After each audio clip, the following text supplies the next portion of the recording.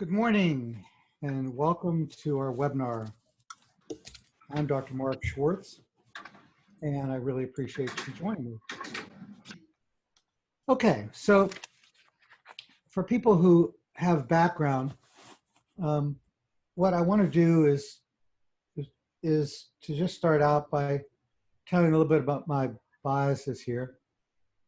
Some of you may know that my background was that I worked with John Money at Johns Hopkins for many years in the Department of Psychiatry and worked a lot with paraphilias, and then followed that up with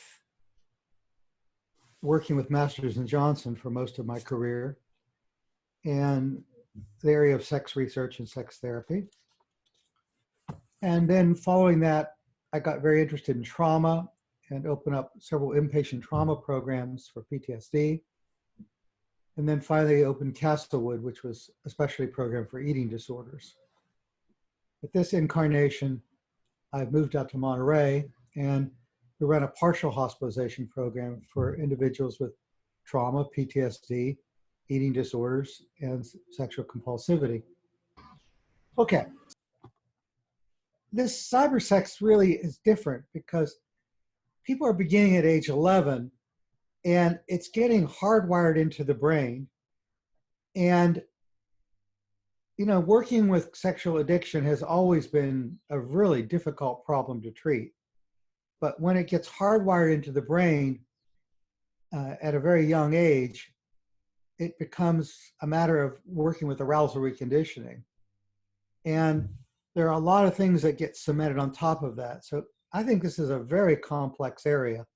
And so I want to just share some of my experiences with it as we go along. You see women watching high erotic movies and in the preoptic area of the hypothalamus, how it's being directly affected, and then in the periodactyl gray area.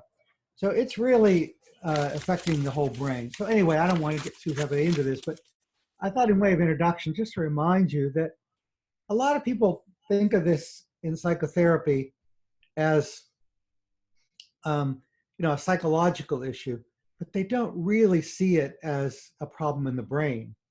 And I oftentimes keep these pictures by my desk and just show them, do you realize what's going on? And we're going to have to rewire the brain in varieties of ways. And I begin just with this quote from Janine Roth, which talks about love and compulsion cannot coexist. And she says that love is the willingness and the ability to be affected by another human being, and allow the effort to make a difference in what you do, say, or become. Compulsion is an act of wrapping yourself around an activity, a substance, in order to survive. And so on. And what I thought would be helpful about this way of looking at the problem is that I've always seen sexual problems as problems of affection, attachment, and love. And that the problem in sex therapy, when I originally got into it, was that it separated itself from marital therapy or relational therapy. And the problem with marital therapy is it didn't connect itself to attachment. And so the lowest common denominator of the problems that I see are individuals who come in and they say, you know, Mark, I don't think I love like other people love. I don't think I experience love like other people experience love. I don't think I feel a connection with people. And therefore, I feel a sense of emptiness that feels like a hole in the middle of my stomach that I can never fill. And so I always think of the analogy of a hormone that can't connect to a receptor site. And that metaphor is such that it's as if a person loves them and they can't connect to that love, or they attempt to love, but the way they love lacks the capacity for real empathy and compassion for another human being. And so when I'm thinking about rewiring the brain, I'm thinking that there's something that's blocking the person from receiving love. And so if you think of that in that broad sense, then if you are entrained to turn on to pornography and cybersex, then what happens is that your love map, to use John Money's term, which is the whole template inside your brain that allows you to be able to love, to connect, to be intimate, gets hardwired to something on a screen, an object, rather than a human being. And the obvious problem with that is that when they finally go to pair bond with another person, they don't feel the ability to connect in the way other people do. And what happens is that when they go to bond with another human being, they don't get turned on by touch like other people do, because the brain is so hardwired to the visual. Now, when we're talking about pornography, it's a little bit different than what you might think of if you've used pornography in your life, typically. The metaphor analogy I use is eating disorders. One of the first rules that I use in treating eating disorders is that the person with an eating disorder, their relationship with food doesn't resemble your relationship with food. It's a whole different thing. And food to them represents a completely different thing. And their experience of satiation and hunger and metabolizing food is completely different than would be in a healthy person. And if you understand that, then your experience of food is going to be different than theirs. In a similar kind of way, a client will come in and they'll say, I spent 8 hours on the internet last night, flicking from one picture to another picture to another picture, masturbating for 8 hours. And so I realize when they say that to me that I have no frame of reference of what it is that they're doing, because 8 hours of masturbating would be very, very unusual and something I hadn't seen prior to cybersex addiction. In addition, the chat rooms are really a unique phenomena. I have clients who are, following 200, 300 people in the chat rooms, sharing pictures of themselves in the nude and doing a lot of really unusual stuff, including meeting people at 3 o'clock in the morning they don't know. And, they can be doctors, lawyers, what we don't expect. So it was sort of like what cocaine was like back in the 70s. We had a whole new population using cocaine than the typical drug addict that we were seeing. So I'm seeing this epidemic of problems on the internet that goes along with cybersex kinds of, or cyber addictions in general. And people taking increasing risks where they need to do more, be on longer, staying up to 3 o'clock in the morning, doing it at work, doing it on their phones, and becoming what looks like addicted to it. Now, that addiction metaphor has always been controversial. And whether you buy it's a true addiction or not, the idea of the metaphor is that much of the work with 12 steps applies to this population and really can help them, at least in the initial stages of beginning to practice abstinence from the behavior that is hardwired in. So I tend to use addictive words, and I tend to use the addictive literature in order to help them with the first phase of treatment. But whether you want to use that metaphor or not, and whether it's a true addiction, we won't argue right now.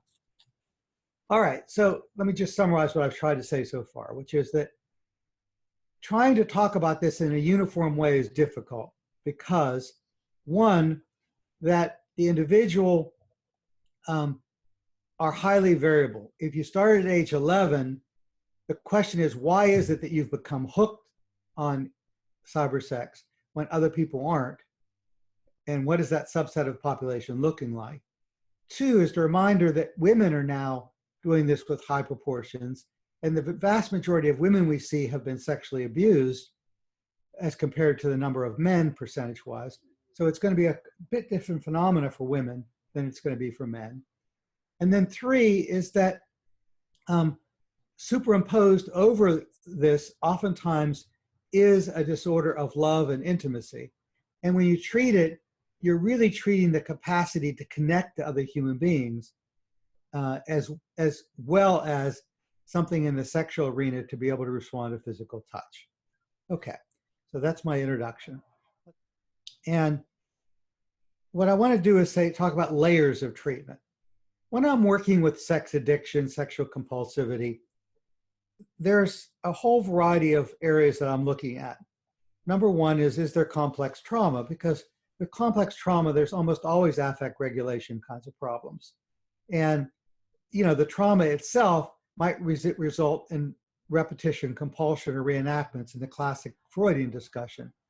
And what that means is that when a person has trauma, oftentimes they're going to repeat it in disguised form. And it becomes what Stoller called a perversion, which is the repetition compulsion in the psychoanalytic literature.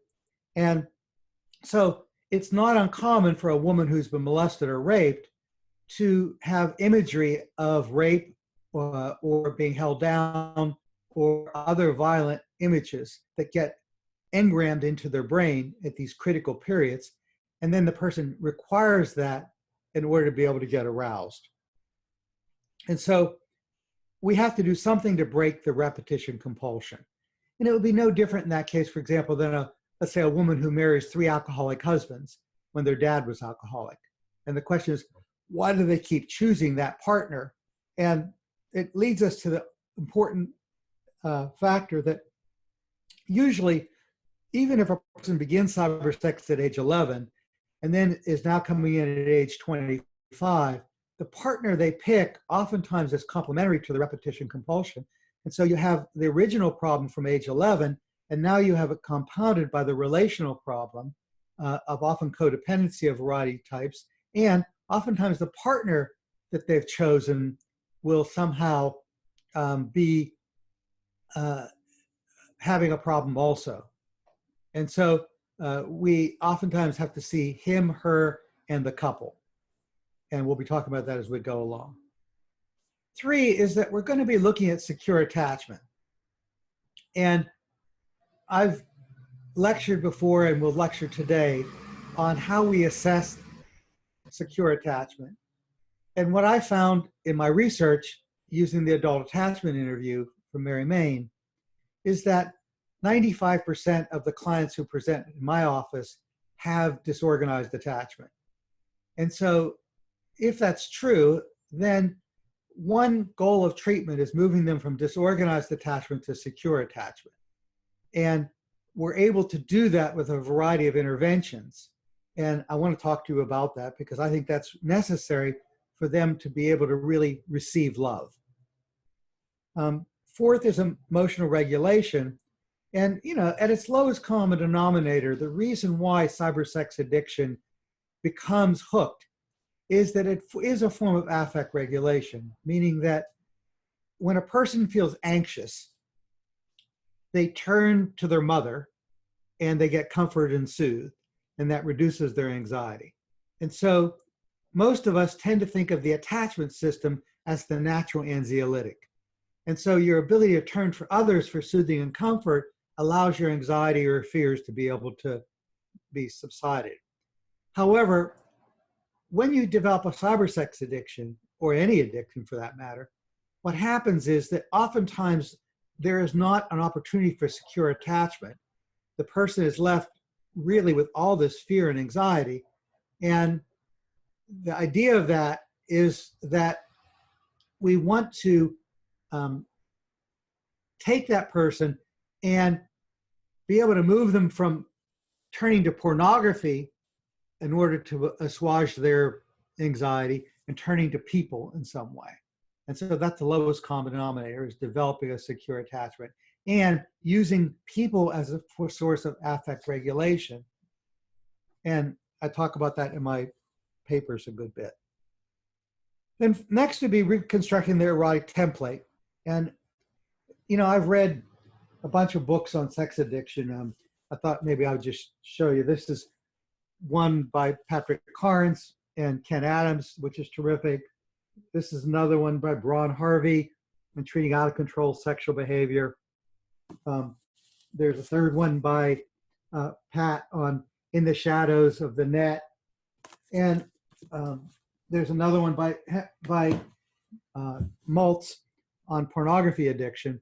All of these are useful books, but none of them really talk about arousal reconditioning.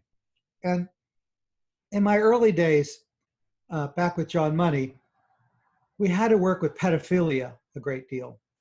And the question was, can we change pedophiles in order to be able to not be pedophiles? And so what we had to do was change their arousal patterns, because any individual who's primarily turned on by children and not by adults is at risk for relapse. And relapse is too dangerous. And so there was tons of research at the time, and there were techniques for arousal reconditioning that could knock out the arousal of children and build in non-deviant arousal. And so a lot of the sex offender literature was built upon that. And I've borrowed from a lot of the work I've done with paraphilias to work with cybersex. And I find that an absolutely essential component, because hardwired into the brain is the turn on to pictures. And what we need to do is knock that out and turn on to a person who you love and form affection with, and build in, through plasticity of the central nervous system, a new arousal template of the brain, or what John Money calls a love map. So we'll talk about that. And then finally, so many of the people who are at age 11 turning on to cybersex are individuals who have already found that turning to friends and other people results in their being hurt. And so they turn away from people and they turn to their computers to deal with the emptiness and the boredom. And the result of that is, as they're spending, all these hours on their computer and all these hours on pornography, they're not interacting with the world and learning how to be able to do mastery and learning social skills and all those necessary things. So the vast majority of people I see literally are lacking in life skills. So a partial hospitalization program like this, we have people living in a house together, sort of like sober living. And what we have them do is work with an occupational therapist and life coaches in order to be able to first assess what they're not able to do in the real world and teach them proper social skills, reduce their social anxiety, and learn how to be effective in operating on the world, looking for jobs, dealing with problems and problem solving. But so many of the life skills that you can't really treat in a residential treatment center or an inpatient setting. And that takes months, by the way, to be able to do. One of my clients said to me, Mark, I came here to get rid of my addictive behavior, but I realized everything in my life has to change if I'm going to be able to be healthy. And I was sort of blown away by that, because in many ways that's really true. If your whole life is organized around spending 6 hours a night looking in your computer at Cybersex, which is not uncommon in my clinical experience, as you let go of that, you realize how much time you've been wasted and how many things you haven't done or haven't had an opportunity to learn, and what the cost of that has been. And so all of a sudden, you have to figure out you don't know how to live in the world. I had a client yesterday who was very, very out of touch with his internal world. And as we've begun to work with that, he said to me, Mark, I realized I hate myself and I hate people. And, there it is. You hate yourself and you hate people. Cybersex, I guess, seems like a reasonable way of getting your affectional needs met. But when we're talking about changing, any work just with sex isn't going to work, because clearly his whole perception of self and his capacity to attach is highly injured and is trauma bonded. Now, that word I'm using, trauma bonded, is that with PTSD trauma and complex trauma, people get stuck at certain points in their development and they dissociate as a defense. And so sexual arousal is oftentimes a way of dissociating. So if a person is spending 6 or 8 hours on their computer screen looking at pornography, that is a dissociative disorder, because they are enthralled in a trance of an altered state. And they're doing that as a form of affect regulation and self-soothing, and they're doing it to meet their affectional needs. So the symptom has a function and a purpose, and if you try to rip that symptom away, you've got to understand how it served for them in the past and give them alternative ways of meeting their needs when they feel terrified, anxious, sad, depressed, lonely, and teach them how to be able to operate in the world. So I hope I've impressed you in this introduction with the complexity of what we're dealing with here and why it is that, you know, for 35 years, I've had to work with trauma, I've had to work with sex addiction, I've had to work with sex therapy, I've had to work with couples, I've had to work with eating disorder and complex and PTSD trauma in order to be able to treat one patient with this effectively, because it's the complexity of what we're dealing with in some way. And probably of the people who've influenced me most over the years, I have to say that there are people who've influenced me greatly. One is a guy named Alan Srofe. And if you can see the screen, I'm showing Alan Srofe's book, which is called The Development of the Person. And I swear this is probably one of the most important books I ever read in my life, other than maybe John Bowlby's book. And the other book that has really blown me out of the water is Dan Brown's book and David Elliott's book called Attachment Disturbances in Adults. And this book is just amazing. You know, it's like Dan Brown, I want to be like him when I grow up. He is an encyclopedia that is so comprehensive that it tells you everything you've ever wanted to know about treating attachment. And I've used a lot of his work now. So now back to my slide, which is that I want to read to you what Alan Srofe says, because in many ways it influences everything I do every day. Alan Srofe says, caregiver psychological unavailability, physical abuse, sexual abuse, and serious distortions of the infant caregiver relationship were strong predictors of adult psychopathology. Emotional problems are developmental outcomes, that is, they derive from a process of successive transactions of the child and the environment. Disturbance is created by the interplay of multiple factors operating over time, and the links between antecedent conditions and disturbance are probabilities and nonlinear. Okay, now let me explain that to you. What Alan Srofe did is he followed 200 individuals from birth until adulthood. And he followed them from birth until age 30. Every year of their life, he followed their sisters and their families. And he measured attachment at 18 months of age and then found out how predictive it is. And his findings are astounding, because what he's shown you is that the cause of adult psychopathology comes from the interaction of the genetic, which then sets the trigger, and then the environment, which then somehow, after you've been set up, pulls the trigger. And that the events that occur in the years of life, everything that happens in your life is like a set of dominoes that developmentally sequentially influence the outcome. But he can predict with high degree of accuracy if you're going to have depression in adulthood, or anxiety in adulthood, or even bipolar disorder in adulthood, based upon what happens at 18 months of age. So what we're saying is that a good bit of what happens in adult psychopathology can be actually predicted at a very young age. And those of you who are aware of the new studies that are showing the amount of critical events in your childhood, the ACE study, is showing again that it changes everything as far as I'm concerned, which is that these events that occur in childhood set people up developmentally for varieties of anxious and depressive and mood disorders. And then people use cybersex as a way of containing it, much like they would use alcohol, drugs, and whatever. And so many of these addictions are comorbid. And rarely do I see a person with the cybersex addiction who doesn't have another addiction compounded to it.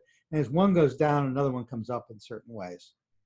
Okay, so if I'm saying that cybersex addiction has to be looked at in the context of a developmental disorder, and there are sequential developmental events occur in the development of the self and the attachment system and with regards to gender and gender development, then we have to look at places in their development where there has been trauma or something that has occurred as a critical developmental event that has kept them stuck and therefore made them turn away from people and turn towards an object, or turn away from touch and being loved by another human being and finding it much safer to be able to turn on to the pictures.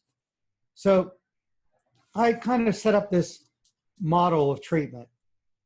I just thought I would give you kind of a gross overview of how I think about the treatment, which is that from a developmental standpoint, caretakers, schools, peers sequentially wound us. So we're born with a sense of self, and we're born healthy with certain predispositions. And then what happens is that lots of things happen to us at school, from our peers, from our parents. And the result of that is we split off parts of ourselves. So the parts of ourselves that are injured in a psychodynamic way, we kind of split off. And our conscious self gets smaller and we feel constricted in varieties of ways, and our unconscious gets bigger. So the unconscious has to do with events that are too great to be able to metabolize as children and make sense of. So for example, if you're watching your mother screaming and yelling, nude in the living room, beating up your father, and being totally out of control, and then coming up and tucking you in bed, it's very hard to get meaning out of that and sense of it, who's good, who's bad. And so, you know, in a very basic sense, you know, you have to decide, I'm a bad child and I've got a good mother, or I've got a bad mother and I'm a good child, all those kinds of things. And so what happens is the self gets constricted, the unconscious becomes bigger. And then the next step is we develop defenses. So we become very controlling, we become self-absorbed, we look for utter dependency, something to protect us from danger. And that's where the attachment becomes highly injured. So we become preoccupied with our attachment and very dependent. Cybersex is the perfect solution for disconnecting from people. So I think that cybersex is basically a form of titrating your closeness and distance with other people. Now, most of the clients who come see me, their fundamental core belief is they don't want to have needs, because when they've had needs, they've been hurt and disappointed in varieties of ways. For the eating disorder, I don't want to have hunger, and they get really good at controlling that. I don't want to love and be loved by another person because I've been hurt. Well, if you think about it, cybersex would be a perfect solution to that.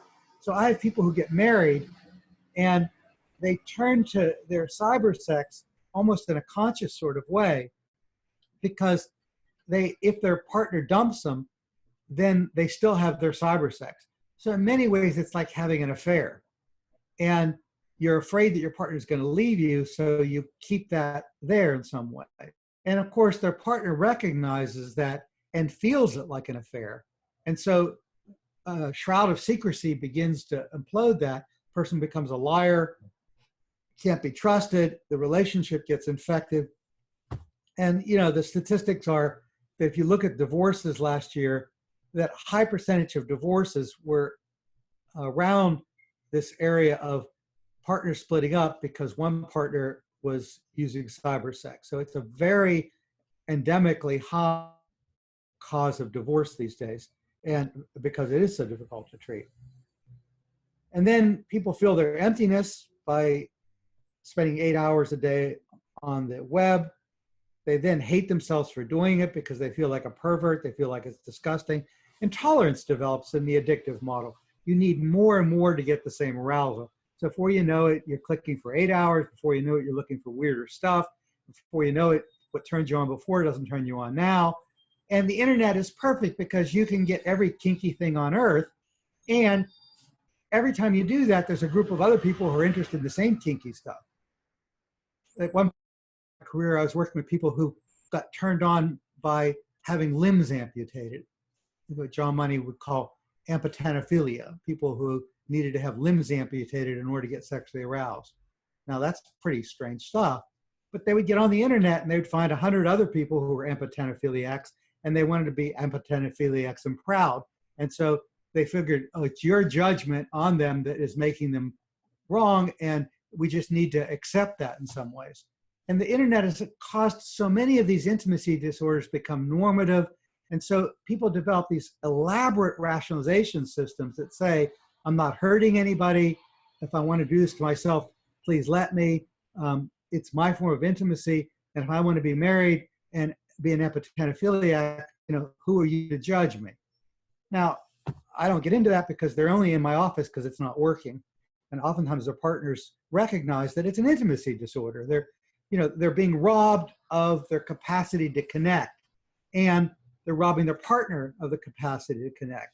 And so ultimately, something is going to happen that is going to make this problem become a distress.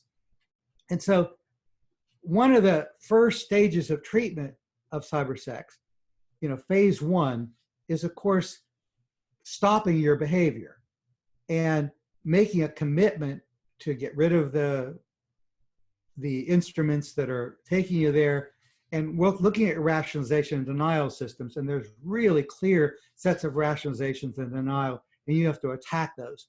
So like in all therapy, you're starting with cognitive behavioral therapy, abstinence, and looking at rationalizations, denial, minimization, denial, relapse prevention, and doing a relapse prevention cycle. And that is always sort of the first level of treatment. Going to 12-step meetings is really helpful because they attack these rationalization and denial systems. So I like group therapy for that, and I run groups for that. It's necessary, but not sufficient. And that's what I want to say today. I don't think 12-step meetings are sufficient.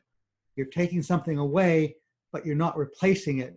And so I like it as the first stage of treatment, but there are other stages of treatment that become critical. And that's what the talk today is about. Okay, so the premises of this model are that if a person comes in with an out-of-control behavior, treating that symptom is not effective. Treating the symptom is the first phase of treatment. So I like saying the symptom is the first stage of treatment. Cognitive behavior, 12 steps are a way of treating the problem. But the problem is not recovery. So I want to begin to alleviate the symptom, and I want to begin to understand its functions. And the symptom is developed as a survival strategy. It's logical, and it's rational, and it's adaptive. And you have to understand the development of the symptom and how it makes sense in the context of the individual. Why do some 11-year-olds get hooked on pornography and some don't? And there is a reason for that with every biography that you're dealing with.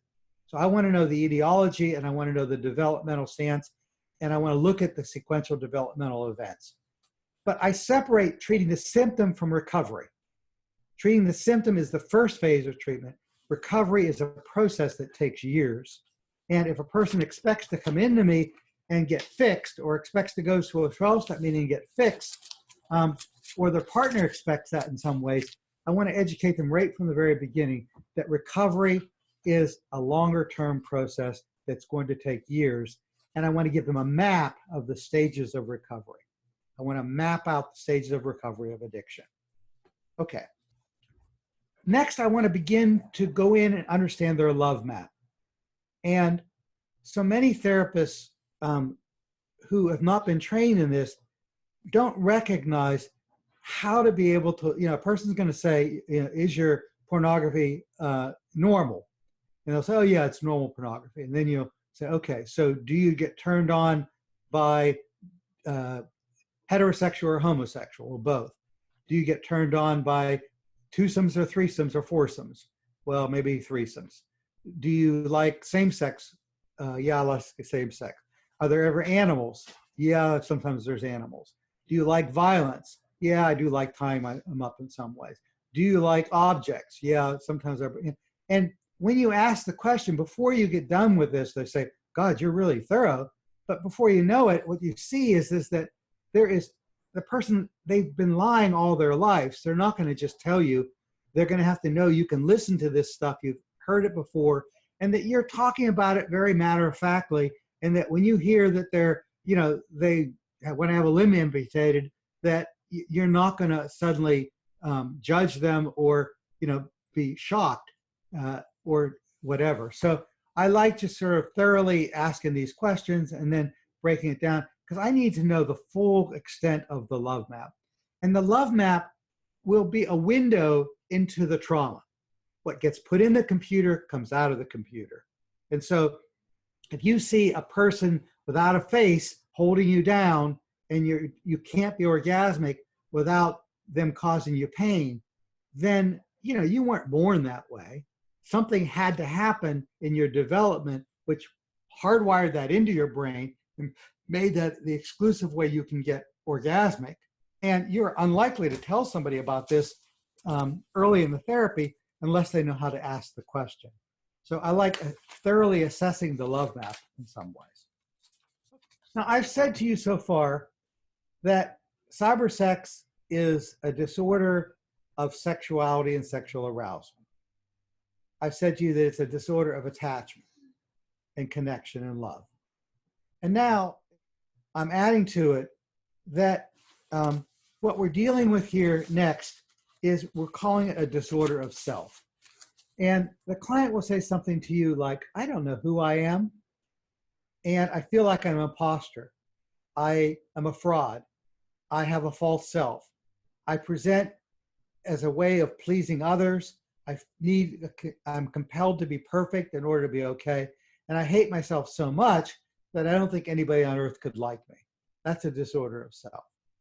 And so as you're working with this, you are reconstructing the disorder of self. And in the disorder of self, what we're trying to be able to do is help them reconstruct in their minds an image of self that is not filled with self-hatred. And so a lot of schema work, Jeffrey Young, and cognitive-based therapies is oriented towards looking at the way people talk to themselves and the conclusions they make about themselves. And in schema therapy, what you realize is that you can't just simply, do cognitive therapy to change this, because it's in the deep structures of the brain, and you have to root out the origins of how the person came to believe about themselves and begin to hardwire in a whole way of being able to do this. So my primary goal early in therapy is working with interpsychic intimacy, which is interpsychic intimacy is between the couple. Intrapsychic intimacy is within the individual. So I want a secure attachment between two people, turning to a person for comfort, but the prerequisite of that is having a secure attachment with self. And so you can turn to those injured parts of self and begin to reparent them. And so the disorder of self is beginning to reconstruct the image of the mind that you have developed over the years, and to begin to treat yourself like you treat your own child, or you treat your own dog, or having true capacity for empathy and compassion, sometimes modeled by the therapist and the relationship with the therapist. And in that disorder of self, we're reminded of Masterson's work, of Kohut's work, of Winnicott's work, and a lot of the psychoanalysts have rewritten a lot of their literature into contemporary terms and are incredibly robust and helpful in this area. And so I tend to be a self-psychologist and work heavily with treatment of the disorder of self. And if you look at cybersex, obviously you feel like an object, you treat yourself like an object, and you're aroused by objects. And if you feel like an object, you are going to have a real human being in bed with you, you are going to feel anxious. And so you're going to need to do something to disconnect in some ways. And so the ultimate goal, not to disconnect, is to treat yourself not like an object, but like a human being, and have self-compassion and changing the idea of self. If there are these split off parts of self early on, in the first 5 years of life, an example of a disorder of self male type would be walling off the vulnerable core self, having tremendous shame, about who one's is, and the inability to translate feelings into action, and perfectionistic needs to mask their inability to function in the world, inability to grieve, and high vulnerability to substance abuse of a variety of sorts, and also these process addictions. Oftentimes there's a history with women of self-cutting, for example, and self-injury. Now, the disorder of self then needs to be named, and each of these components begin to be treated. So if they get in touch with their internal experience, then they're going to feel enormous shame, and as they are able to do that, it blocks them from wanting to feel. And so what happens is, as they begin to identify how much they hate themselves, you actually iatrogenically produce the symptom. And so as you amplify their internal world and get them really feel what they're feeling, they need more and more to go back to their cybersex.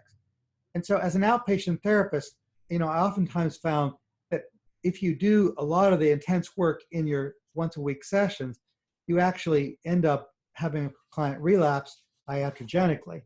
And so I like working in this intensive format. We work 6 hours a day with a client, usually, for 2 or 3 months. And, the insurance companies are very friendly to a program like this because we're partial hospitalization IOP. And so most people don't really have to pay much. And you can work with them really intensively, and you can do a year's worth of therapy, in a 2-month period of time, and really sort of do a lot of the structural work necessary to break the trauma bond, the attachment difficulty, and begin to see the development of the real self, which is the ultimate goal. This is what I call dead eyes. This is one of Steve Southern's slides, and I've always loved this slide because when a client comes into your office, you oftentimes can see those dead eyes. And here the man is adoring her, and she just goes away. And this is a dissociative fog. And this is a woman who will, as a result of his loving her, need to go out and find some bastard who's going to mistreat her and trauma bond, some sort of chatting relationship on the internet with that person, in order to balance with, I hate myself, he loves me, if I do this, it kind of makes the equation work in some way. And so what we're going to look at is what those dead eyes are about. And so it's always about childhood trauma and neglect and, ACEs, various events in their life that have been unable to be consolidated. And so, one component of doing this work is doing PTSD and trauma work. And, there's a variety of techniques. The most evidence-based treatment techniques have been EMDR, eye movement desensitization and reprocessing, which really works well. Cognitive reprocessing. What I tend to do is I like Pat Resick's model, and I use cognitive processing therapy for PTSD, a comprehensive manual by Pat Resick. And this is the most evidence-based model for working with post-traumatic stress. It is a form of exposure like Edna Foe uses, but then goes beyond that. And so I tend to use cognitive reprocessing therapy. I start out with that, then I move to EMDR. And then the model that I find the most useful is internal family systems. And so I tend to work with parts of self through internal family system, and strongly suggest that you get trained in that because it's the most robust and targeted model. And so typically the way my session starts is the client will talk about last night 6 hours being enthralled in the internet. I then take that trance state and I bring it into my 50-minute hour, and I have them go back and find the part of self that got activated last night on the computer. I have them go back into that trance while they're in my office through an affect bridge.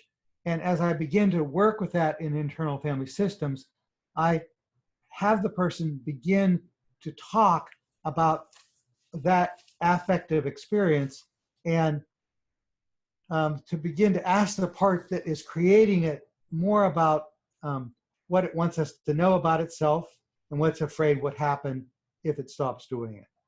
So, two profound questions.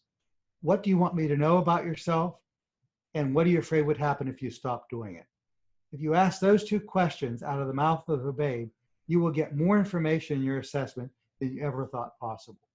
So you activate the affective state, and then as you activate that state, you begin to do your assessment and understanding the function of the symptom, the origins of the symptom.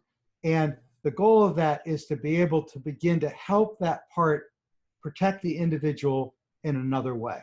So the premise of the model is that all cybersex symptoms are a way of protecting the individual, ultimately. And they're protecting the individual from intimacy.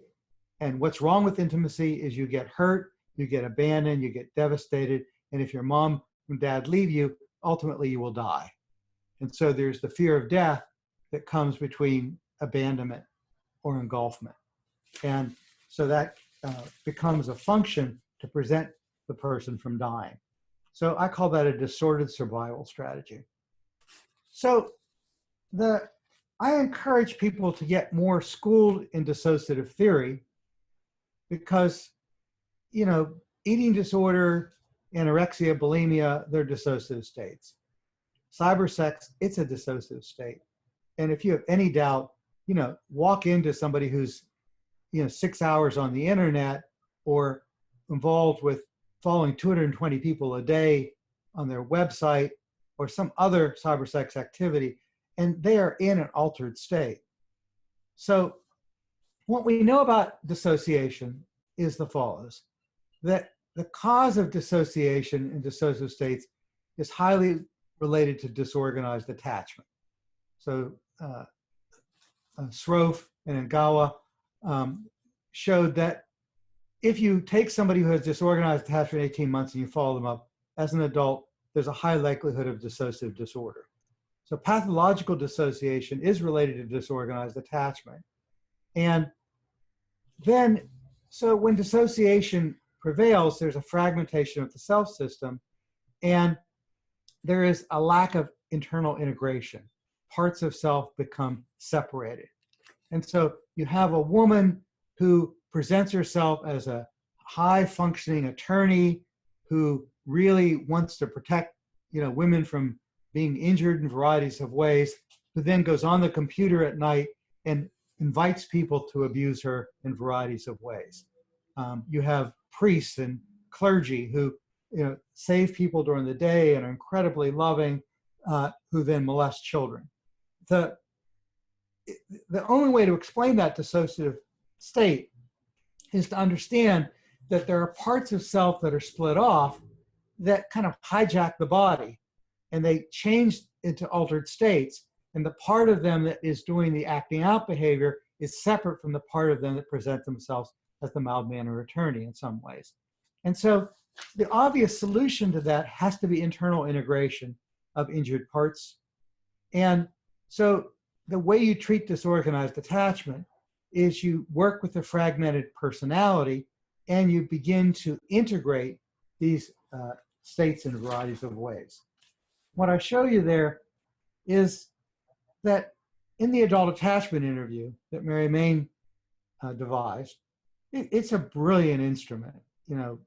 I allowed myself to get trained by this, and it was a very rigorous kind of training, but it was so valuable because as you ask these questions about in the adult attachment interview, you begin to see lapses in monitor of reasoning and of discourse. And what happens is that you can hear in their speech pattern. So the person will say something like, tell me a little bit about your relationship with your mother growing up. My mother really loved me. My mother protected me. My mother was soothing and comforting to me. My mother was the best mother on earth.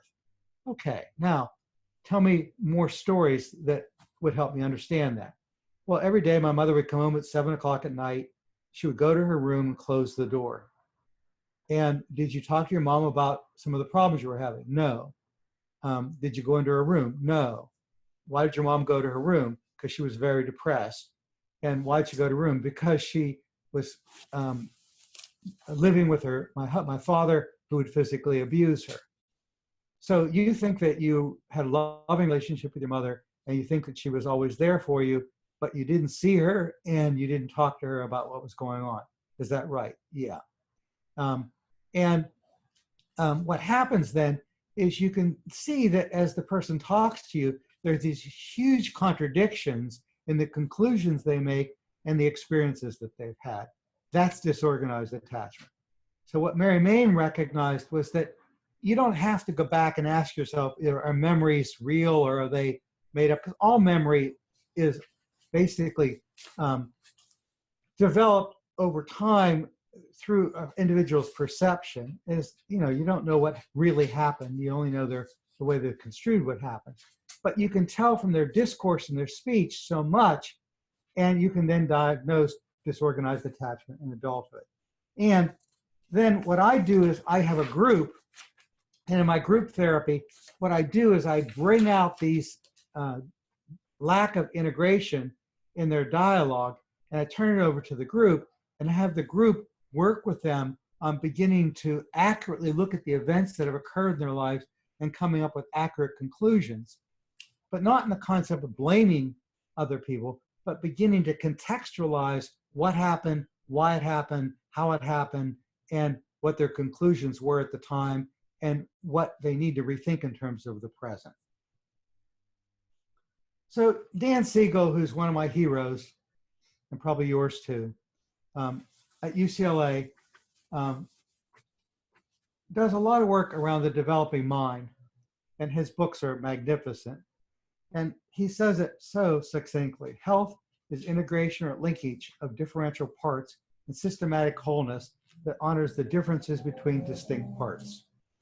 And so whether you're thinking from a Gestalt perspective, a psychodynamic, disowned parts of self perspective, a self-psychology perspective, an EMDR perspective, an internal family system perspective, an ego state perspective, affect accelerated therapy perspective, it seems like most psych are more and more oriented towards the basic idea of these disowned parts of self effectively taking control of the body and getting activated when a person is in these trance-like dissociative states.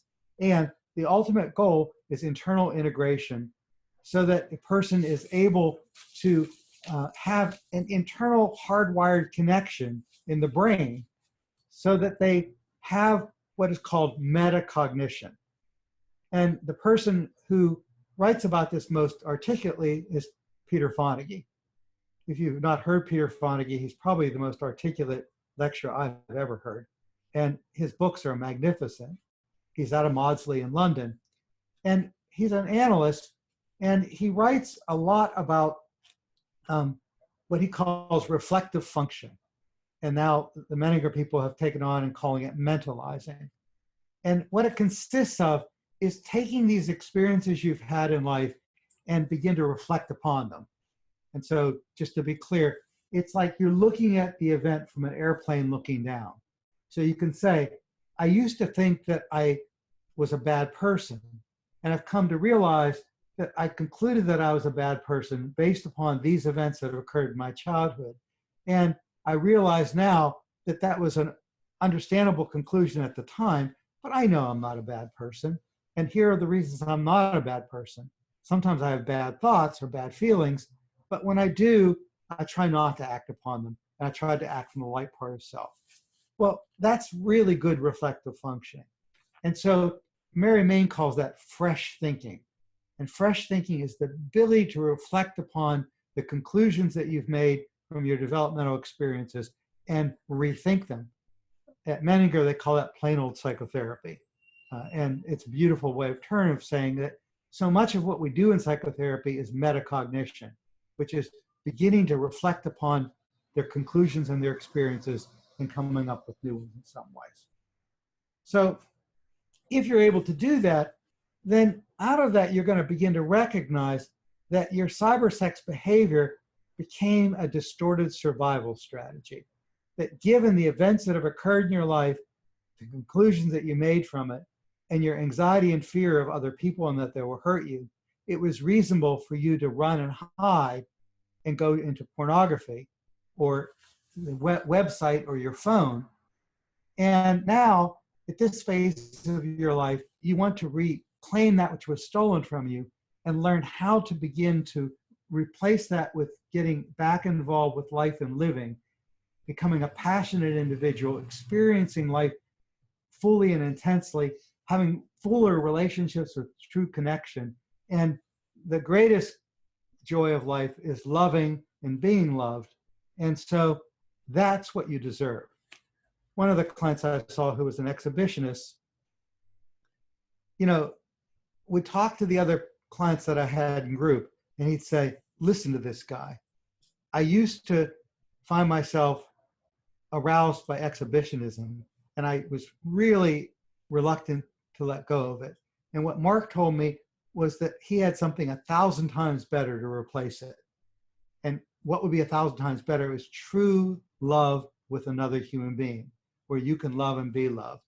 And now I'm in a relationship. I love this person. They love me. And I realize he's right. This is 10,000 times better than exposing myself. So let me assure you that there's something better than spending 6 hours to 3 o'clock in the morning looking into a computer screen. And, you know, it's time now to reflect upon what you're doing and recognize, you know, that you're running away from something, and to stop running away and begin to run towards. It says the overuse of internet pornography can be considered similar to a dissociative condition. There can be huge time distortions, the universal harmful consequence reported by loss of time. Okay, so I document that because I just want you to, so many people for so long have fought the dissociative window into understanding psychopathology and have not been schooled in it. And the more training you've had, Kathy Steele has a book on the treatment of dissociative disorder that is just a gift. It's an amazing compilation of how you treat dissociative disorder. And if you read Kathy Steele's book, you will find that you will understand more about cybersex addiction than anything else, because it's from a dissociative perspective. All right. Next is I want to turn to this concept of reenactments. And what I said to you earlier is that there is a repetition compulsion. And in this repetition compulsion, your love map of who you choose to get turned on by, or who your brain chooses to get turned on by, is written early in life. It's sometimes interesting to me to think about how narrow your attraction. If you go into a room of, let's say, 500 people, and you look around and you say, how many people in this room would I be interested in having a sexual experience with? It's surprising that you might not find anybody, or there'd be one or two, and how selective your love map has become to what turns you on. And then if you get to know those people, you're unlikely to even want to bond with them. So many single people say, I can't find anybody I'm compatible with. My love map seems so narrow. And I think that's really true. I think that the love map of what turns people on is complex. I go back to Harville Hendricks' concept of imago. And imago is understanding the etiology and origin. If you haven't heard that term before, imago is a term that Hendricks created in order to look at the template in the brain of what arouses a person for affection. And in that is the repetition compulsion. And so if your arousal, for example, is to young children and you're a pedophile, we've got to do something to knock out that repetition compulsion. It's not acceptable. And in a very similar way, if your arousal is to pictures on a screen and you get more and more tolerance of that, we have to find something to knock that out. And so as we begin to think about that, what I find myself doing in reenactments is beginning to look at the love map and the origins of it, and beginning to do something to sort of block that. So let me give you a case example. I worked with a man who go out and have homosexual liaison, and he was married and had children, did this secretively. And he needed to be whipped and tied up in the experiences. And so what I did is I activated in my office the last trick he had, where he was being tied up and whipped. And he would go through it in a dissociative state, enthralled by the experience. And he would then talk about the butterflies in his stomach. And I would then inquire about these butterflies in his stomach and ask the origins of that.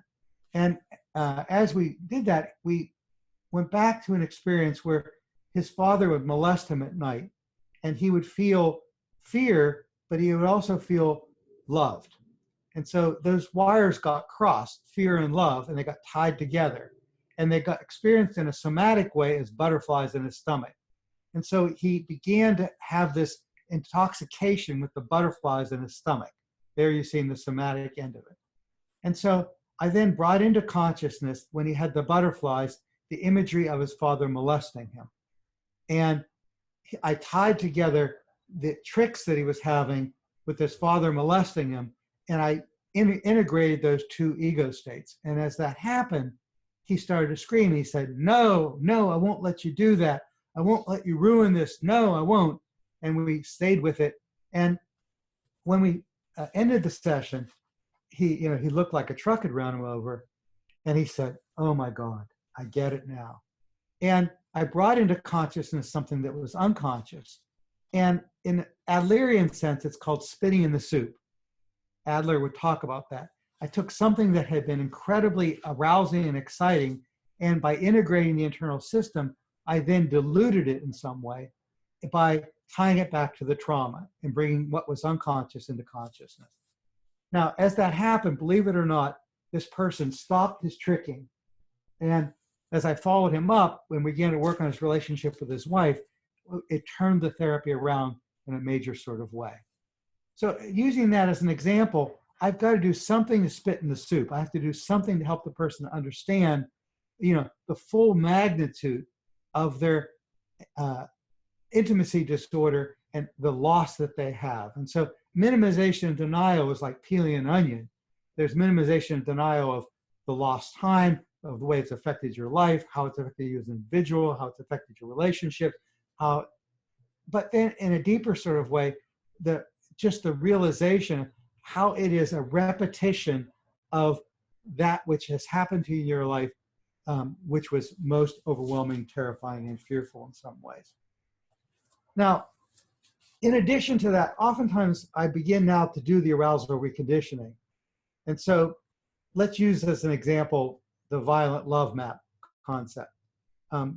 What do you do about people who get turned on by pain? And what do you do with people who need to have pain? Or even people who need to bond with people who hurt them in order to be able to feel aroused. That's a fairly endemic problem among subpopulations of women. And you want to break that violent attachment. And what I'm saying does apply to that, but now we have to even go deeper. So I begin to borrow from the work that I've done with paraphiliacs. And what I do is I do what's called fantasy satiation. Fantasy satiation is this. Let's say I asked you what your most arousing fantasy is when you masturbate. And let's say, you're walking down the beach and you meet a really cute person and they get into a seduction scene and, you go into some detail that might be out of a Penthouse Forum or something like that. And, you use that as what Dr. Masters and I used to call old friends, that it's a consistent fantasy that can turn you on over and over again. Now, I have you come into my office and I have you dictate that fantasy for 20 minutes into a tape machine, and then I spot check it. And my question to you is, how long do you think that fantasy would be arousing if you were obliged to do that every morning? We did that for 20 minutes and I spot checked it. Well, my guess is it would probably take about 2 weeks, and then you would say, "Oh God, I don't want to do this. This is an aversive experience." And if we did another 2 weeks, you would say, "Please keep that fantasy away from me. I hate it. It does not turn me on anymore." You satiate it out. and you take that which is secretive and illicit, and you're doing something you're not supposed to do, and it's oh so exciting, and the heart is beating, and you now make it mandatory, obligatory, and satiate it out. Now, if you're going to knock something out, you have to build something else in. And so if you were going to work with paraphilias, what you wanted to begin to do is begin to build in healthy fantasy while knocking out unhealthy fantasy. Now, it sounds simple. However, you can't do this until the person's ready for it to be done. Because if you are terrified of intimacy with another human being, if your brain says that if you get close to someone, they're going to hurt you, then you are going to sabotage this because you need to have the symptom. So it's the timing of this arousal work that is so critical. You have to build the self system. You have to do the trauma work. You have to begin to heal the attachment system. And then you help them find a mate or a partner that's loving and caring and compassionate. And then the arousal conditioning becomes really functional. So it's the pacing of the work that's so critical, and knowing when to do what, and structurally to identify the pieces that have to be done one step at a time. Now, some of you are probably saying, hey, look, I'm an outpatient therapist. I see people once a week. Managed care gives me 10 sessions. How the hell am I going to do all this stuff? You're talking about, deep structure kind of work. And the answer is, you're right. You can't treat this in 10 sessions. And you may be able to do pieces of work that begin to get the person on the right road. But, working with this kind of stuff, is probably a commitment on an outpatient basis of at least a year of therapy. And, a lot of people can't afford that, blah, blah, blah.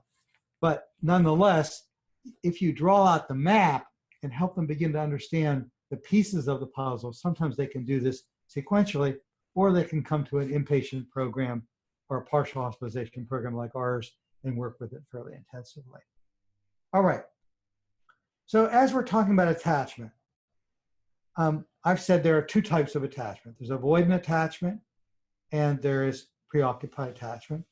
And the combination of the two can be called disorganized attachment, although it tends to be different than either avoidant or preoccupied. The disorganized attachment is somebody who really has a lack of internal integration. And so Dan talks about avoidant attachment, which is avoidance of getting close and being intimate, a discomfort with closeness, aloofness and contempt, preference for remaining distance, and so on. This is the usual presentation of the male who has cybersex addiction. And the partner is usually highly preoccupied and becomes obsessed and raged by when she discovers that there are 200 people he's following on the internet and looking at pictures of other women. And obviously the partner feels highly unattractive and undesirable and furious as a result of that. And that's how most people come in. And they are going through the motions of treatment in order to be able to stay into their relationship, but they're really not serious about giving it up. And so, the first phase of treatment is always engaging the person and helping them understand what's in it for them to let go of their behavior. But I would say this phase can last as much as 3 months of really working through the layers of denial and minimization. And sometimes I'll see the couple, sometimes I'll just see the individual, depending on the couple. But I personally love seeing the couple, because I'll do work with the man, for example, on a cybersex addiction with the woman in the room as an observer, because I want her to be able to see that this is not about her being unattractive. This is not about her being undesirable. This is not about his not loving her. This is really about some event that occurred when he was age 11 and the events that occurred before age 11 that hardwired this into his brain, and it's not something that he does intentionally or purposeful. And as she begins to see that, she becomes part of the recovery process. At the same time, is oftentimes she has her own issues that come up, and her own body image kinds of image problems, and her own attachment problems and I can begin to work with her simultaneously if I need to. It depends on the couple, but I tend to work more that way than not. As you study people who have attachment disorders, and there's a huge literature on this, this is some of the data from adolescents who have avoidant attachment. And I want you to notice that they're less interested in relationships, they have low satisfaction relationships, they have low intimacy, less falling in love, and more drugs and alcohol. But now the more interesting things, they tend not to enjoy sex. When you interview adolescents who have avoidant attachment, what they say is, when I get touched physically, I don't seem to respond. My body feels numb. And when the person touches my clitoris, I don't get turned on. Person touches my breast, it doesn't turn me on. I don't quite get it. I don't think my body responds like other people's bodies. Now, in the first slide I showed you, the brain of a person who's got avoidant attachment or low sexual desire. And you can see those areas of the brain don't light up. So what I'm saying to you is that the disorganized attachment sets the brain up not to respond to physical stimulation. As a sex therapist, I spent years working at Masters and Johnson with sensate focus and working sensate focus. And so many of the people who I saw were like this. They had avoidant attachment, and when their partner touched them, they didn't respond erotically, and they oftentimes dissociated and went away. So the question always became with a person with low sexual desire, how do you turn the brain on? And I'm sure in the next 5 years, we'll have medications that will come in and begin to do that, or we'll be able to do neurofeedback on the computer that can begin to turn the brain on in varieties of ways. But right now, those techniques are not so good. And so we are left with sex therapy kinds of techniques. And so what I do in sex therapy is I improve the communication of the couple. I improve the capacity to touch. I have the person focus on what they're feeling in their body. I do a lot of work around getting in their body and not dissociating from their body, somatic kinds of therapies. And I do a lot of work around sensuality and, smelling a rose, those kinds of things, and being passionate in varieties of aspects of their life. And so I model a person who's passionate with art, music, poetry, agriculture, the natural beauty around us, and appreciating how beautiful another person's body is and feeling the feelings of love in their body. So anything that increases their somatization and their ability to focus on what they're feeling in their body. So in many ways, that's what Masters and Johnson had as at their basis. So all that training that I got in sex therapy turns out to be precious for this population, because as I begin to knock out the behavior that is deviant or getting them into trouble or taking them away, as I begin to heal their capacity for secure attachment, I'm not assuming that their body is going to just suddenly respond. I now have to do some work in sex therapy and helping them be able to be fully present, experience the passion of love, and to make love with another human being, and to respond physically to touch as opposed to the visual. So there's always a component of doing some sex therapy in this and working with a partner. You can say, well, what if you only see a single individual? The goal is to eventually get them into a partnership when they're ready for it, and then to be able to work with what my individual said to me, which is making love to another person who loves you is 10,000 times better than looking at a computer screen.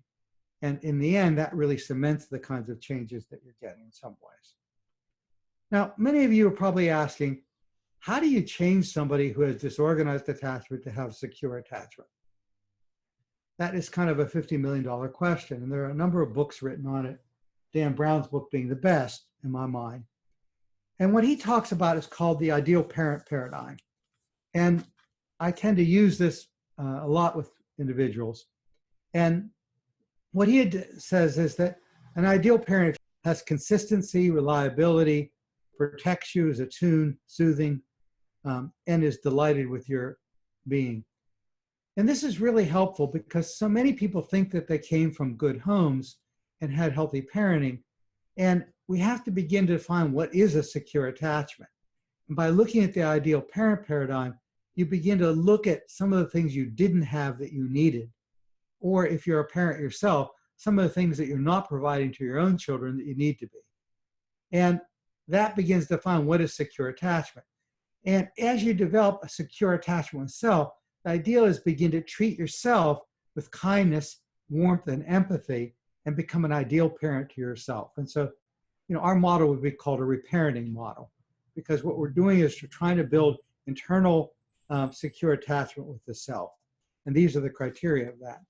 Now, the criteria for secure attachment are laid out by Brown and Elliott, and most people probably have not ever experienced these 5 criteria. And so as we educate them in that, then what Dan Brown and David Elliott talk about is called the ideal parent paradigm. And what we do is in the office, we use the ideal parent paradigm to work with the person parenting themselves and to reframe what an ideal parenting situation might have been in their childhood, because they have no frame of reference for it.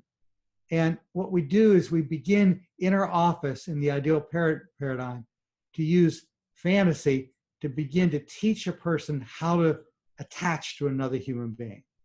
And if you look at Brown and Elliott's model for this, it's relatively, they lay it out in cookbook form.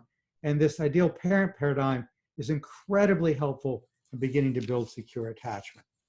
And I'm saying that that's a necessary criteria in the process. So let's review. What I've tried to say so far is the first step in treatment is abstinence. And rarely do you get true abstinence, you get pretend abstinence. As you break down the denial and minimization system, we oftentimes work through the first step, second step of the 12-step work and have a person do an inventory and begin to look at their levels of minimization, denial, and rationalization, and work in a cognitive behavior in a 12-step way, oftentimes get them in a group therapy or a 12-step group to begin to hit some of their distorted belief systems. Meanwhile, I'm going to get the couple in, and I'm going to get the couple on board so that they're not fighting and hating each other as a result of this, and get a truce. The second step of treatment then is beginning, as we go to a deeper level, to begin to look at the cost of the sexual addiction to them as an individual, to their relationship, to their capacity for intimacy, and to begin to get more aware of their internal experiences as a human being and begin to get to know some of the split off parts of self and begin to do some reintegration. So we're going to work with self-psychology. Third, we're going to look at their attachment and the disorganized attachment and understand the trauma or the complex trauma and begin to weed out the sequential developmental events that resulted in the disorganized attachment and maybe begin to do some trauma work. Meanwhile, I'm going to work with the couple in their relationship to be able to increase their communication skills and improve their intimacy as a dyad, if we have a dyad. As we move them along, we're finally get them to the next stage of treatment where they're really actually committed to the model, committed to their own recovery, and really on board and serious about the recovery process.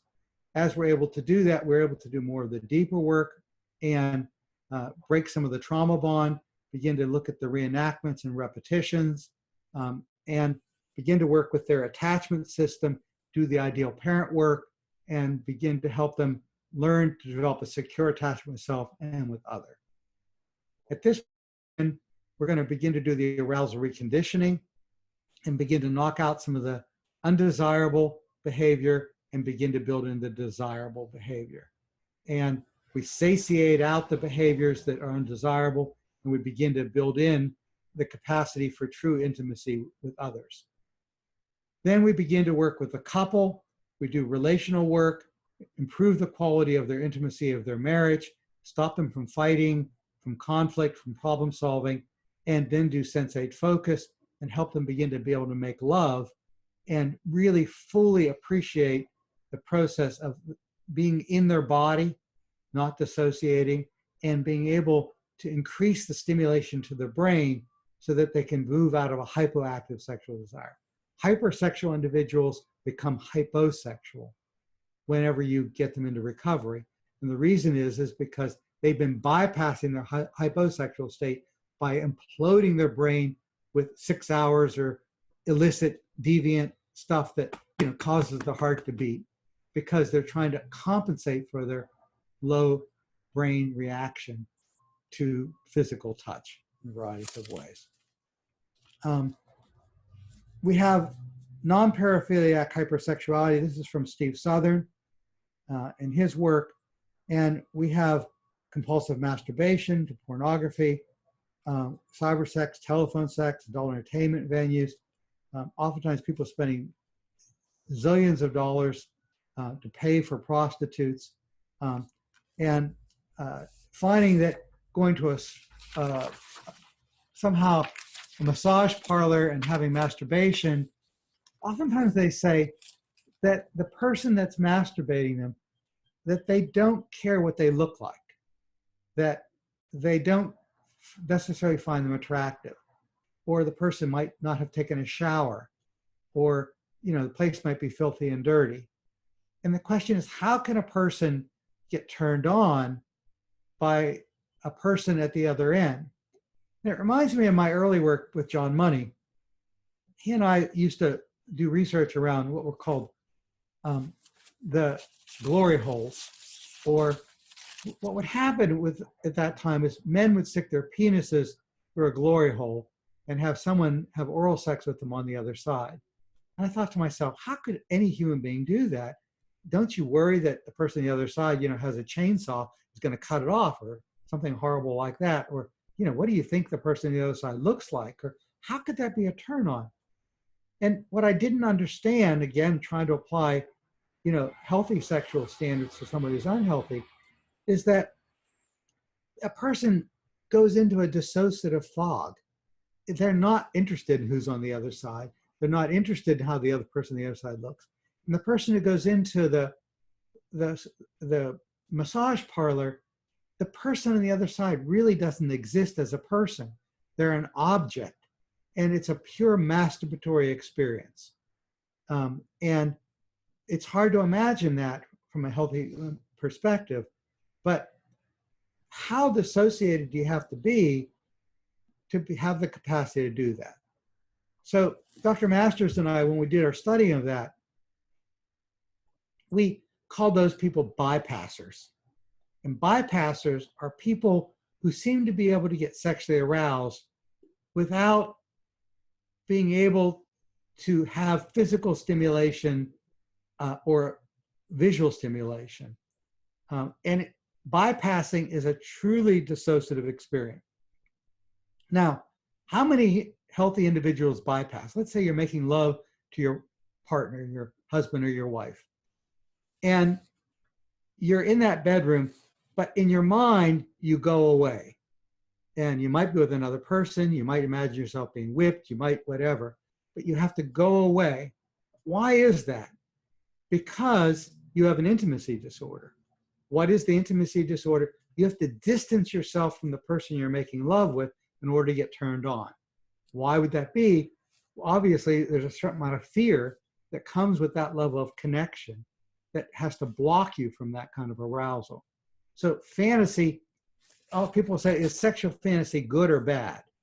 And the answer is sure.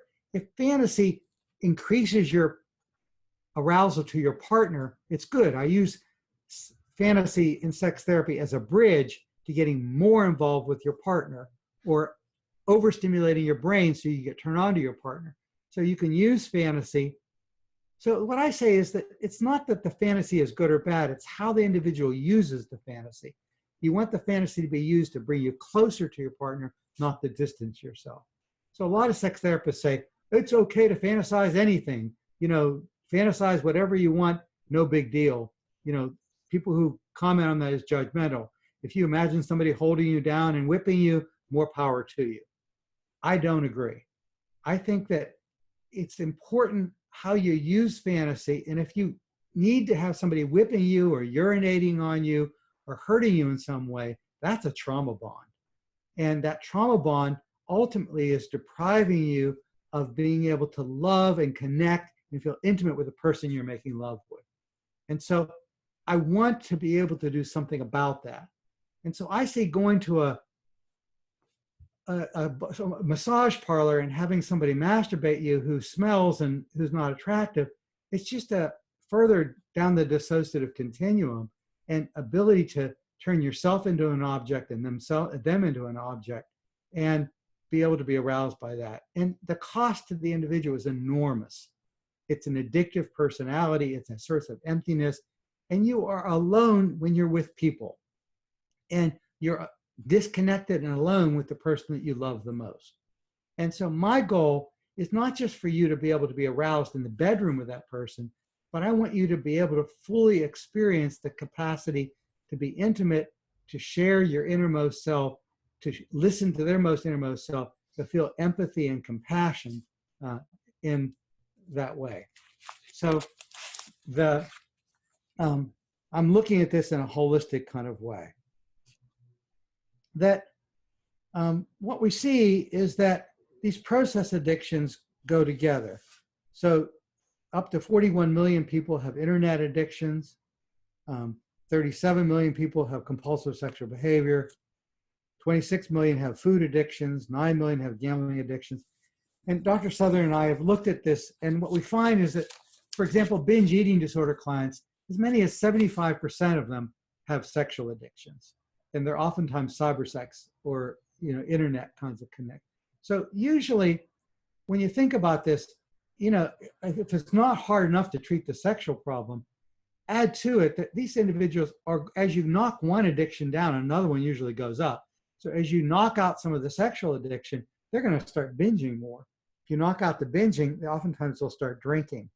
And so we have to stop thinking of these addictions as separate.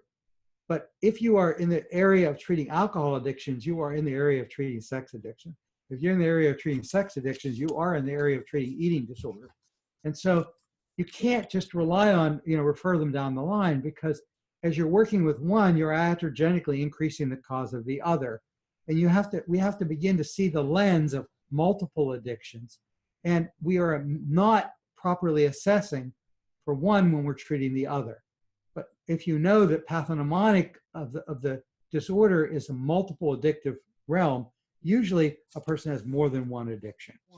These addictions come from an identifiable source, they operate in a predictable pattern, and they can be alleviated. And so as you're treating one addiction, you also are going to begin to pull the detonator out of the second addiction in a variety of ways. There are many things that complicate this treatment. And as we look at the lists of them, any one of the things that are mentioned here can aggravate the situation, need to be dealt with specifically. Of all the things that are on the board, probably the number one thing that I work with is rage. That almost every client that I work with a cybersex addiction, it is amplified by rage. What is rage? Rage is shame. Shame and rage go together. Rage is not anger. Anger is when you're angry about somebody, about something. Rage is a diffuse feeling of hatred towards oneself and towards the world around us. And we are seeing tons and tons of rage. A lot of my work these days is with post-traumatic stress, is with soldiers that have come back from Iraq and from Iran. And they have this enormous level of rage, which has been amplified by their experience overseas. And so you're basically feeding the tiger. They had rage before they went, and then as they go over there and see the horrors of war and experience, you know, the front lines, their rage increases in a variety of ways. So the idea is that as we're doing that, we have the rage from childhood trauma. We have the rage from feeling inadequate as a human being. We have the rage from feeling like as an adolescent, women didn't like you or men didn't like you and peers teased you. And now compounded over that is the rage of war. And then when you come back from war, all the divorce and complications of the system that get compounded upon that.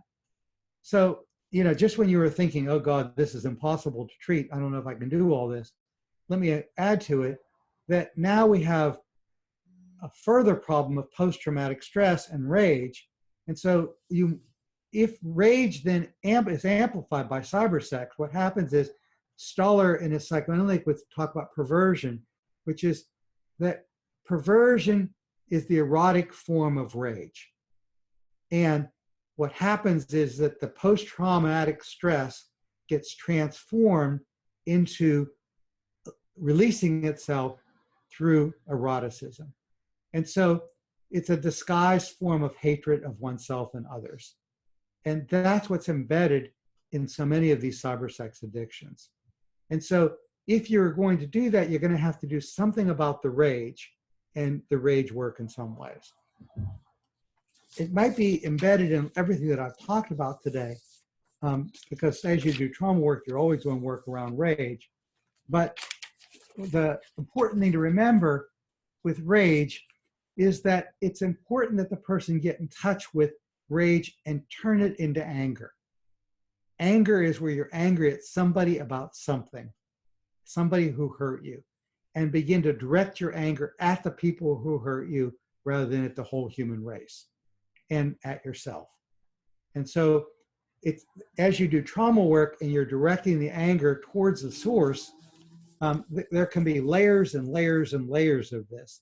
And you have to begin to peel the onion and take each layer of anger that have occurred developmentally and begin to direct it out successfully. It says the confluence of forces driving the sex addiction epidemic. And this is the stuff that's in most books. And it's a reminder that, basically food and sex are really difficult to treat because they're cheap, they're plentiful, they're available at 3 o'clock in the morning, and it works. And different than alcohol or drugs, it may be harder to get drugs. You have to go out and do it. It costs money and so on.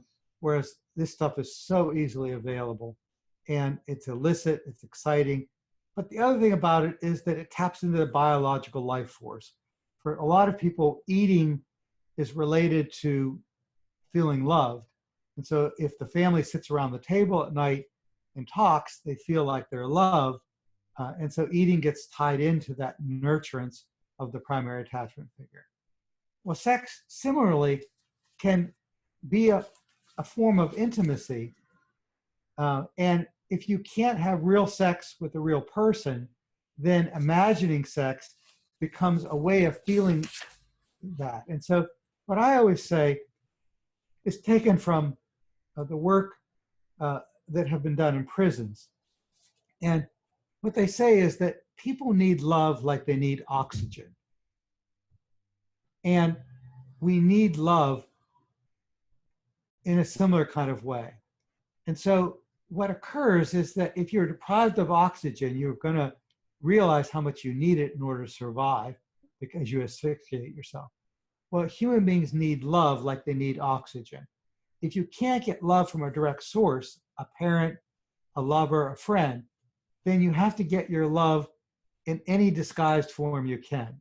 And so if you have to go to a massage parlor and be masturbated by somebody at the other end who's unattractive and smelly, that is your only way of getting love. You are going to be very reluctant to give that up. So the lowest common denominator is that you have to open up the doors for a person's capacity to love. Now, let's say there's a group of people who will be loving you. It doesn't mean you're going to have the capacity to accept their love. One of the clients in my program, after she left, she said to me, Mark, you thought that I was very charismatic. You thought that I had plenty of friends. Everybody liked to socialize with me. But I will tell you something, which is that I was alone the whole time I was there. that since I left your program, I've been isolative in my bedroom and I don't know how to connect to people. I know how to pretend that I'm connecting people, but I don't really know how to connect to people. And she taught me so much, which is that just because you are socializing out of a false self doesn't mean that you can connect to people. And so what we have to be able to do is learn how to be able to connect in a variety of ways. So what you see is that there are three aspects of this, which is love, lust, and intimacy. Love is you're injured in your capacity to love. Two is lust. And lust is oftentimes, a deviant form. If you can't really love, then what happens, you have that illicit nature of doing something you're not supposed to do that is disguised as a love, and you're willing to be satisfied with, 20 cents to your dollar. And then there's intimacy, which is your ability to get love needs met and connection needs met. And what I'm saying is that if you can't get love, then you might as well get lust. And lust is like, eating, hot dogs every day rather than being able to experience, the full range of what's available to you out there. That there are different subtypes of addictive behaviors. Some of them are impulsive and some of them are compulsive. So as we're looking at subtypes, impulsive has something to do with wanting to feel pleasure. So let's take the bipolar patient. They're highly impulsive. And if they need to feel pleasure, they need to feel it now, they're going to go to the internet. A bipolar patient is going to be very prone to the impulsive nature of the internet. On the other side of this is the compulsive. If someone has obsessive compulsive disorder, oftentimes they use their rituals in order to be able to reduce anxiety. And so an obsessive compulsive patient is going to look very different than a bipolar patient with cybersex addiction. So you want to look at the comorbid psychiatric disorder. And oftentimes, for example, with somebody who has obsessive compulsive disorder, I'm going to really insist that they go on some sort of treatment. In the old days, we used to use the monoxidase inhibitor with these compulsive patients. And for example, we'd use Nardil. And you'd have a person who would like having compulsive sex, 5-6 times a day. They would go on Nardil and it would completely knock it out. They would just stop having it. And so you begin to understand the compulsive nature of this. And on the impulsive end, if you have a bipolar patient and, they get on a medication for bipolar like Seroquel or Effexor, and one of the alternative medications for mood disorder, it can just knock this right out of the system. So you want to be looking at the impulsive and the compulsive components of this. And then finally, there's the disinhibited nature of it. And the disinhibited nature is what causes relapse is disinhibition. What causes disinhibition is oftentimes like you get angry. So if they fight with their spouse, they get really angry, it disinhibits them, they feel out of control, they're much more likely to act out. And so, for example, if you're dealing with something like pedophilia, this becomes really critical because in the relapse prevention cycle, they hadn't counted on being disinhibited. The logical disinhibitor is oftentimes alcohol or marijuana. Alcohol and marijuana disinhibit and therefore make it more likely for you to be able to act out. So is it okay for a cybersex addict to do marijuana and alcohol? Probably not, because a small amount of it disinhibits them and increases the likelihood of relapse. All right. The consequences of using pornography. This is helpful because I just give this to my client and I ask them, are you irritated and depressed? Are you isolated from people? Do you neglect important areas of your life? Do you make your partner unhappy? Do you feel bad about yourself? Do you engage in risky or dangerous behaviors? And as they say, yes, yes, yes, yes, yes, yes, it helps break down their denial and minimization system. The problem with it is it's outside your own value system. You're harming yourself in a variety of ways. It is a form of self-harm, and it shapes your sexual interest in destructive ways. So what's the cost of your sexual compulsion? So many people are minimizing and denying that. So having this list is helpful. Look at the top 10 sexual problems of using porn. 1, you avoid a lack of interest in your real partner. You have difficulty becoming sexually aroused by your true partner. You have trouble having an orgasm with your real partner. Oftentimes you need rough sex with your, plain old vanilla sex, as I call it. It does not turn you on anymore. You feel dissatisfied with your real partner, and you get involved in more and more risky behaviors. So as you look at that list, you have a hard time maintaining your minimization and denial. And so what we're looking at is how to get out of control behavior in control. And so I use a lot of kind of mindfulness techniques that are highly popular these days. I use the Calm app on the internet in order to be able to relax. I teach them how to meditate 20 minutes a day. And that takes about 3 months to learn how to do. And they need to make a commitment to that. I'll give them a self-hypnosis audio tape. So when they feel anxious and fearful, I want them to be able to calm their body down and deal with anxiety directly. I want to look at the origins of their anxiety and fearfulness and sort of take the detonator out of the bomb. And then I ask them to ground themselves. Back in trauma, when I do trauma work, oftentimes I'll give a person an ice cube to hold to drown themselves. Or I'll have them put headphones on and listen to their favorite music.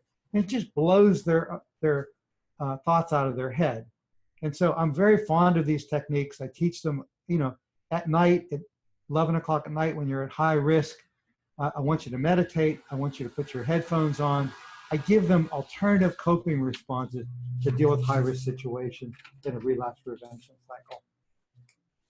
Now, unexplained tiredness, irritability, increased concerns about feeling unattractive or the quality of your sex life, decrease in affection, a loss of emotional closeness, heightened need for more and more in the bedroom. These are oftentimes indicators that cybersex is a problem. And so what is the difference between just looking at pornography, which probably is relatively trivial in a relationship, versus a person who really has a problem? And you have to begin to draw the line somewhere. I am not against people using pornography on a casual basis, or a couple using pornography on a casual basis to enhance the quality of their lovemaking. But that's different than people who need more and more kinky stuff in order to be able to get aroused, and they're not as aroused by each other, but have to begin to add something. So the big thing is whether the arousal patterns are necessary or optional. For example, with cross-dressing, sometimes, dressing up in certain clothes can enhance the illicitness and the excitement of making love to your partner. More power to you. But if you require dressing in women's panties as a man in order to get aroused by your partner, that's a problem. So transvestism is not necessarily a problem. It's how a transvestism is used in a committed relationship. If it's a way of distancing yourself from a partner, then it's a problem. If it's a way of increasing your intimacy with a partner, then it's less of a problem. Well, in a very similar kind of way, cybersex, the line between whether it's useful or destructive is sometimes blurry, and you have to look at how the person is using it. And the clear sign is tolerance, where you need more and more and more to get that hit, and that means you're in trouble. Okay, and in that, I was going to talk some about these changing attachment patterns, and I think I'll probably save that for the next webinar, because what I've begun to do is I've begun to do much deeper work on working with attachment patterns. And this is from Patricia Crittenden and Mary Main, who wrote books on attachment disorder. And what I'm really begun to do is, in the adult attachment interview, is begin to look at people's patterns of disorganized attachment, and looking at subtypes of disorganized attachment. And then on the basis of that, begin to move them towards secure attachment. And probably you've heard enough now that you're going to not be able to take that in because it's just so complicated. But I want to just say that work is incredibly robust. And a lot of it's reviewed in Dan Brown and Elliott's book. And I strongly urge you to read that book because they review all that literature, and it's so robust that we now are getting much more sophisticated at changing people's attachment patterns. All right, now we have about 8 minutes left. I think it might be a good time to take questions or look at areas that might have confused you or maybe that you disagree with me on. So please ask some questions and I'll try to answer them. Are reenactments ever healthy? Listen, reenactments are what make the world go round, right? All marriage, all committed relationships are reenactments. And it's always the reenactments of unfinished business of childhood to get, and also intergenerational stuff that gets transmitted in a variety of ways. I work with people from many different cultures.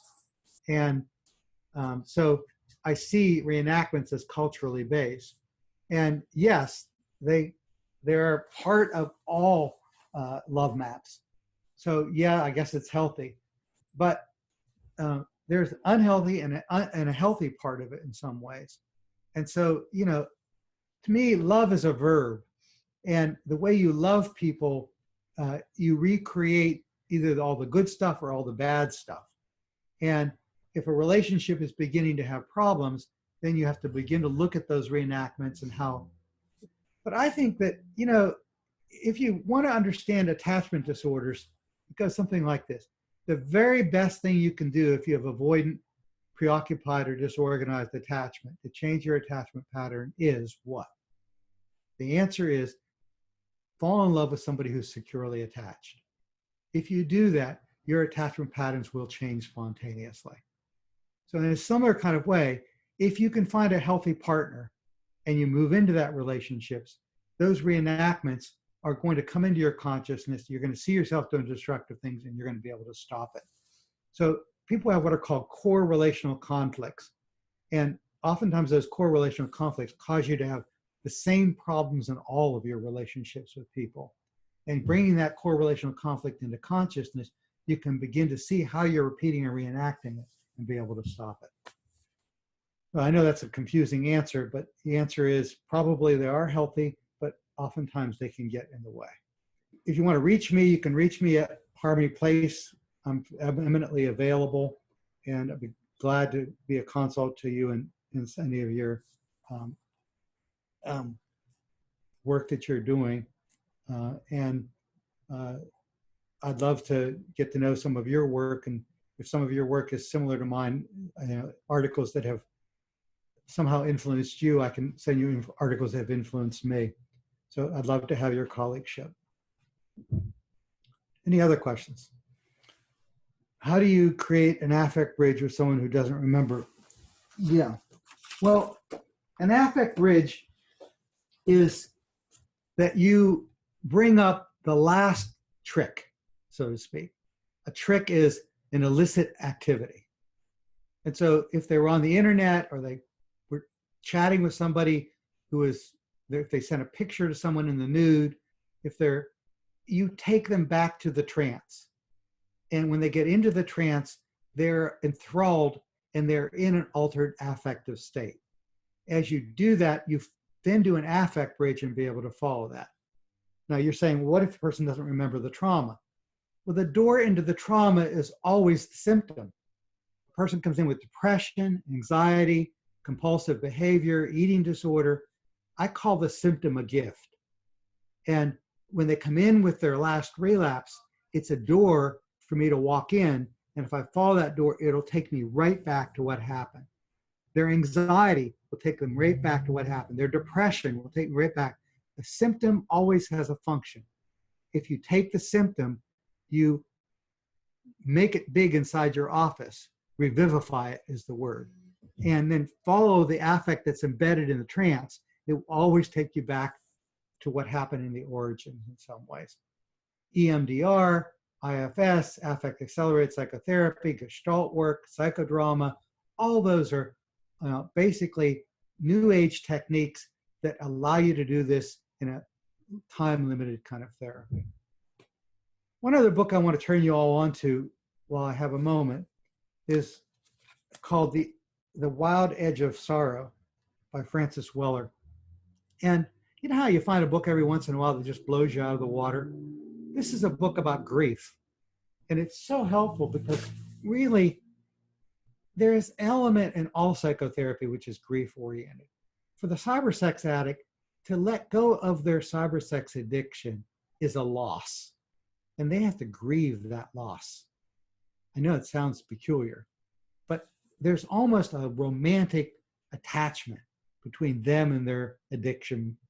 And when they leave it, there is this deep feeling of terror and fear of what they're going to fill that emptiness with. And it's not that dissimilar to finding somebody you love that dies, and you're wondering what you're going to fill that emptiness with. Okay, so it says, if a couple uses porn to enhance or elicit sexual turn on with each other and doesn't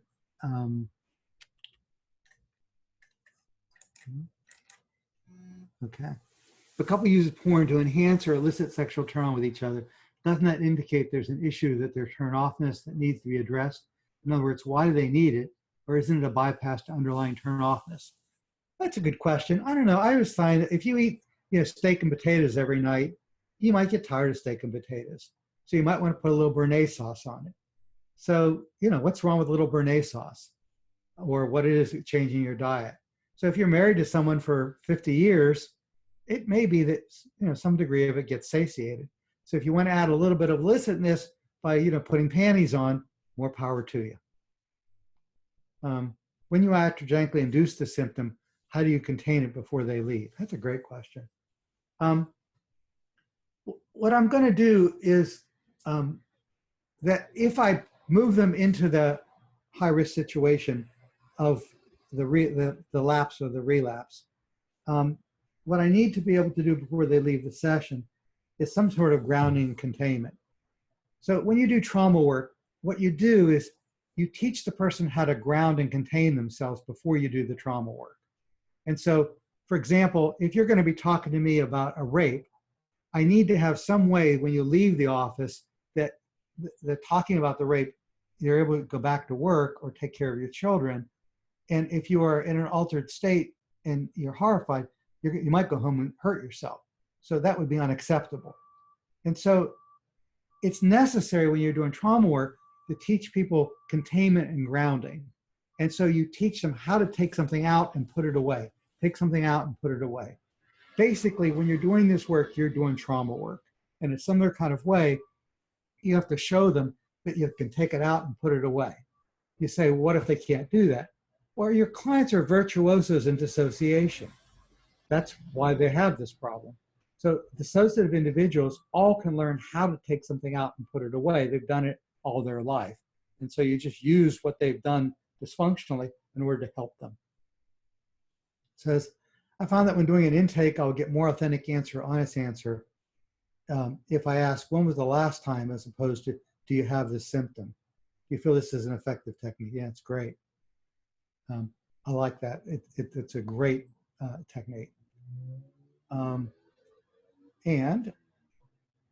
Next one is, can you say more about what gets transmitted intergenerationally? For example, from a mother who's had a love map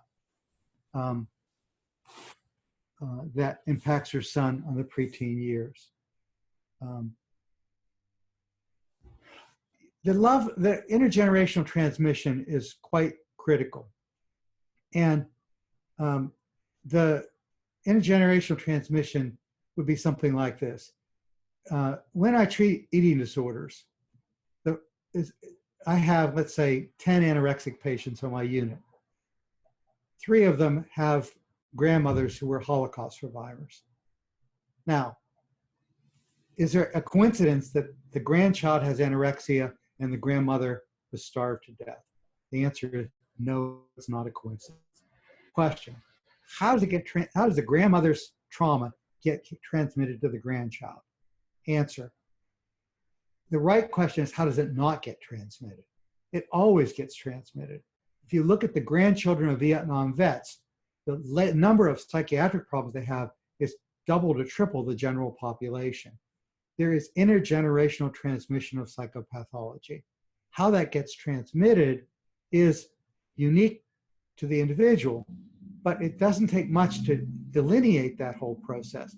So usually what I do is I get their mother in and I begin to look at how the mother was affected by her mother and what got passed down intergenerationally and how it gets communicated in a variety of ways.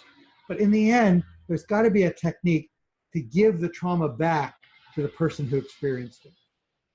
If your mother or father had trauma and didn't do their work, you will have a problem. One of the leading causes of sexual addiction is a parent who has been molested or raped and hasn't done any work around it. Their children or their grandchildren will have to work through the trauma for them. So it's weird because the person says, well, you know, did you experience trauma? And they'll say, no, I don't know. I didn't experience trauma. But what they're doing is they're picking up intergenerational trauma. We don't fully appreciate the vicarious trauma that comes from a parent who's been traumatized, who hasn't done their work. And so we have to begin to understand that the trauma is that which is intergenerational in nature.